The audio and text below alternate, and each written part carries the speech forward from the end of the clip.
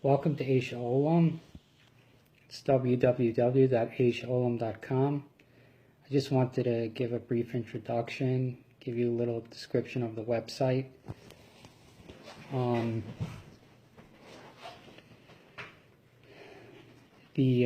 wanted to go through the name of it, why it's called Aish Haolam. Fire of the World is what it's translated as. Not to be confused with Aish.com. There's no copyright issues there. We have a different purpose. As an attorney, I can tell you, though I don't practice copyright law, the main issue is confusing. The main problem in copyrights or trademark law is confusion. If there can be confusion, and there really isn't, because our name has a different purpose and the website is really individualized. The reason I came to this name, Fire of the Earth, Aish Haolam, is based on my father's first cousin, Rav Avram Genichovsky Zatzal. He was a great Gaon. He was one of the Rosh Yeshiva of Chebin for 40 years. At a Shabbos table, he told me the following, that we should learn the way we behave from the way that the makeup of the world. So that would mean that the outside of the world is water, and we should act like water. Water it's flexible, it's porous. We should act the same way with our fellow person, flexible, not be rigid, say hello to them, be kind to them, not to be strong like a stone, but to be like water and flexible with other people. The middle of the earth is fire, so obviously fire represents Torah. Many psukim indicate this, Kiner Mitzvah Torah Or, and there are many more. So just like fire is at the center of the earth, fire should be at the center of it should be at the center of our body, at the center of our gravity. The Torah is what should guide us, and it should be at the center of what we are. And what's the inner core of the earth? It's rock solid. So too in our insides, we should be rock solid. We should be rock solid in our beliefs. We should have a strong core and have belief in God. We shouldn't waver in our beliefs. We shouldn't waver in our devotion to God. Everything should be strong. So the outside with people, like water, very flexible. The inside is core like a rock. And our center is led by Torah.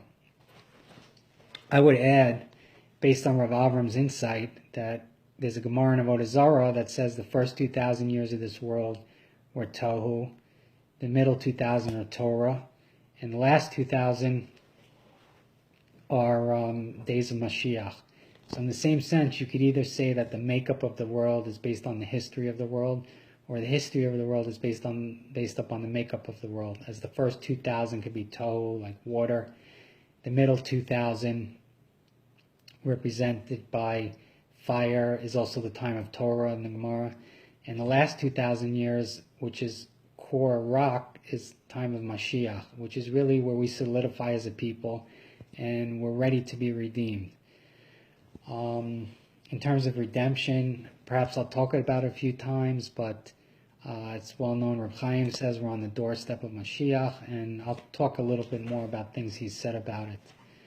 On the website, I'm privileged to deliver a lot of Divrei Torah from my family. You see this whole stack over here of books. This book is on the left, not on the right. My uncle's book, great book, but perhaps you could say it's on the left, and this is the right. However, we should take that. We could take it at face value. This is the left wing. Okay. I want to share on the website some of the Torah I share from my family. Just give a synopsis of what it is. You can find it on the website. It's there under Genak and Achovsky Torah. First, I discussed Torah from my great-great-great-grandfather, the Yad Eliyahu. He wrote this Sefer. It's based on different inyanim in Shas, and also on Agadah about Eliyahu Navi. So he discusses the issue of Marav, Marav being a Rishus. We know there are a lot of opinions regarding this. The Rif holds Marav is like a Chova, because all of Israel is taking on it now to say it. My great-great-grandfather, Rav Levine, is Medayik in the Rambam. The Rambam says that Mar is kichova, like a chova. So he's Medayik that the Rambam really does not hold like the Rif, that it's a chova. It's more like a rishus. My uncle, Rabbi Genak, has further comments on this as well. But I'm going to discuss other Torah that I put on the website of his. Then I discussed something from Avram Genachowski Zatzal from a Sefer Bala Mugim. It has Alskama from Chaim Kanievsky. I put that on the website as well. That could be read. It has some Aras from Reb Chaim on the Sefer. And also the students of Reb Genachowski asked Reb Chaim about some issues in Tefillah, Baruch Shem Kol Nason Laved, and he answers them. So you can actually learn new halachas by reading the Askama of Reb Chaim to the Sefer. Rav Avram discusses the issue of lighting candles after, saying mincha after you light candles on Yom Tov Sheni Shel Golios. Rav Avram was famous for giving shiurim and issues of if the first day is Yom Tov and the second day is Chol, or the first day is Chol, the second day is Yom Tov, which this issue revolves around. He does come out in finality that based on a Magen Avram, you can say mincha. On the note of the Magen Avram, there is a story told by Rav Avram. When he was younger, he was tested by Rabbi Yashiv, and Rabbi Yashiv came out of the Bechina. He said, I don't know who knows the Magen Avram better, me or Rabbi Avram. In essence, he was saying, I don't know who is testing who. Rabbi Avram, besides being a Gaon and a genius, he was, as one of my rabbis said a long time ago, was a rising star in halacha. He knew Kol Torah Kula on his fingertips, and that's really why he had such a great relationship with Reb Chaim. They learned together, and therefore I think it's very fitting that his Askama is in the Sefer, and that's why, as I'll discuss, I also include Reb Chaim's Torah as well. I also include a story about Rav Avram. In a shir once, he told over what's the definition of a vacation. To him, a vacation is comparable to someone. A vacation is really a vacation in Torah. For him, it was taking out a Shalos Achuas Marsham and reading about the issue of Shlichus L'Dvar Aveira. To him, there you see rolling hills and ponds and waters and waterfalls. As you go deeper and deeper into the Sefer, you go deeper, have a greater vacation, see greater beauty and more greatness in nature. And he said that's really a definition of a vacation. I posted that on the blog. There were some comments about that, some positive feedback about that. I posted it on Facebook too, got some likes. And then I discussed some of Rabbi Genak's Torah. I bring down, he mentions from Rav Soloveitchik the idea, the difference between Torah Shebal Tav and Torah Shebal Peh, which is very relevant for Shavuos. He says, based on the Rav, Torah Shebal Tav, you get schar by just reading the words, the psukim, even if you don't understand them. You're Mekayim, you're Torah Shebal Sav. But when it comes to Torah Shebal Peh, you have to understand what you're reading.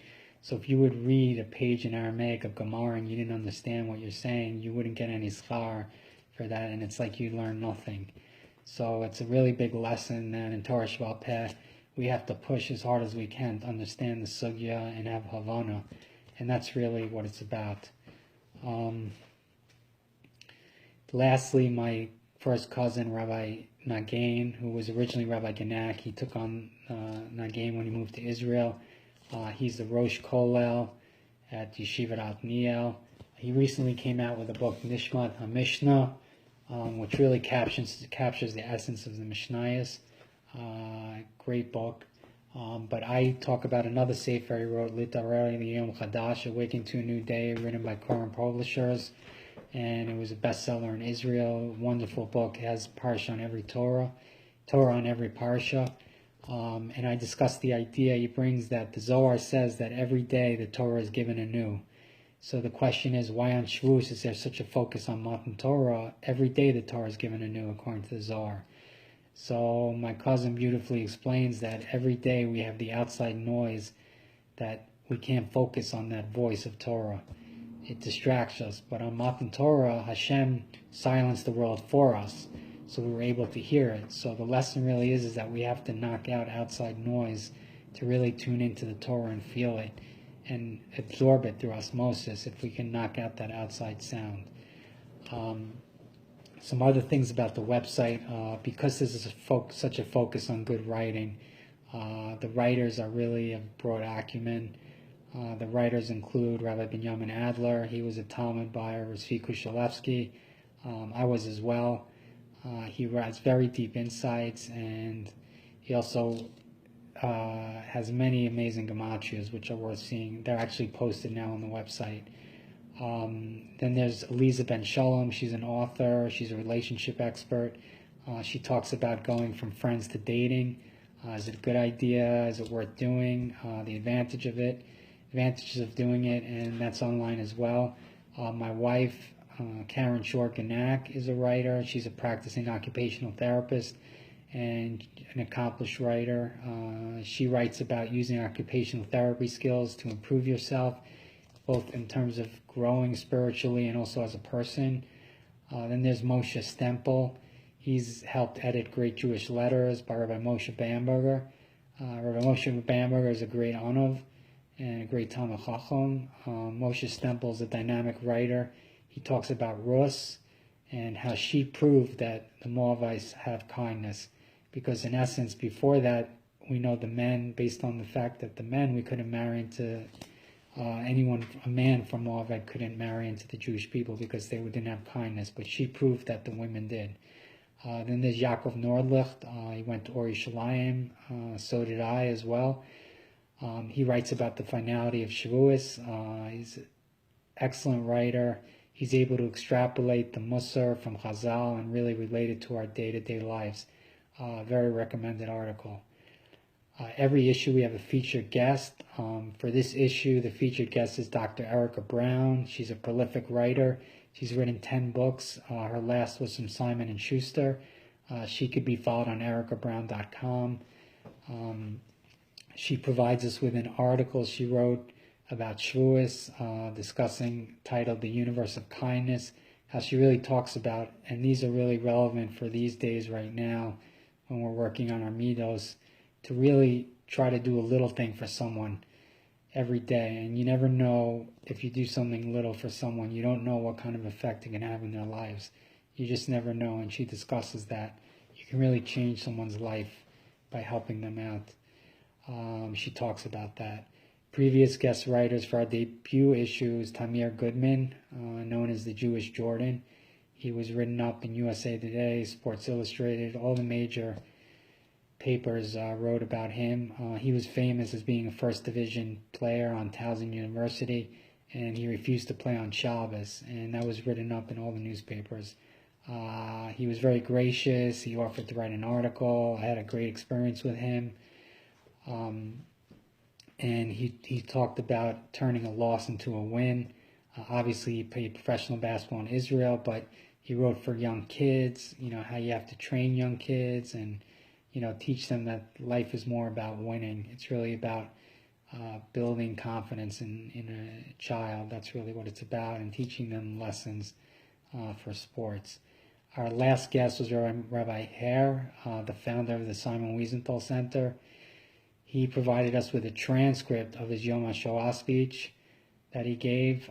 It's a very moving speech. He talks about the Jews in Warsaw, how the Germans grabbed children from mothers' hands. They would take one or two from the mother and leave the mother with the other kids, and she had to say goodbye to them.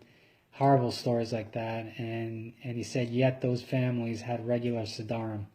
They carried on Pesach even without those kids that they lost. And he said, our time has finally come. We're living in Eretz Yisrael, and, the Jewish people are at a different time right now. As I discussed before, Chaim Kanievsky has been quoted as saying Mashiach's on the doorstep, and also that Mashiach will come on the year following Shemitah, which this is. I've had first-hand accounts of people telling me their interactions with Rav Chaim, where he tells them don't leave Israel because Mashiach's coming. So that should be noted as well.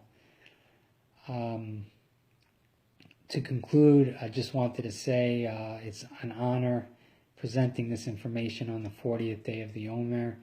40 is a very symbolic day. There are 40 sa'ah. You go in to purify yourself into a mikvah. If Moshe was accepted the Torah, he was up in Shemayim 40 days. An embryo grows 40 days to become an embryo in the womb. It represents 40 is representative of growth and also of purity, of something being born anew.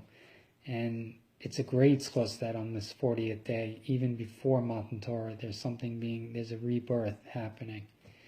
And I think that's also why you can start learning Kabbalah at 40, because there's a new birth, there's a new issue, there's a new idea of wisdom into the picture. I believe also that can explain in Bava Kama when it discusses the 40 malachos. It says, we always talk about the malachos, they're 40 minus 1. There are 39 malachos, and we say there are 40 minus 1. So why not just say straight out 39 malachos? So I believe it's based on this idea that 40 is such a powerful number that if you come close to it, you don't want to say a number like 39 close to it. You say 40 minus 1, because 40 has such a great potential. You don't want to disturb that number in any way. So in conclusion, please visit our website, again, aishhaolam.com. We're on Facebook, Twitter, LinkedIn, Instagram, Pin It. I put pictures of all these Sfarim on Pin It, Pinterest, and also as well the Sfarim are in a tab under Genak and Achosky Torah. You see a tab for library, and there I give a link where if you wanted to make this your bookcase, Genak and Achosky Levine Torah, you're welcome to. It has all the Sfarim there. Please log on to the blog. I try to share as much as I can stories of Rav Granachowski there, personal stories I had with him. And we welcome your feedback, and we really hope you enjoy the site. Good evening.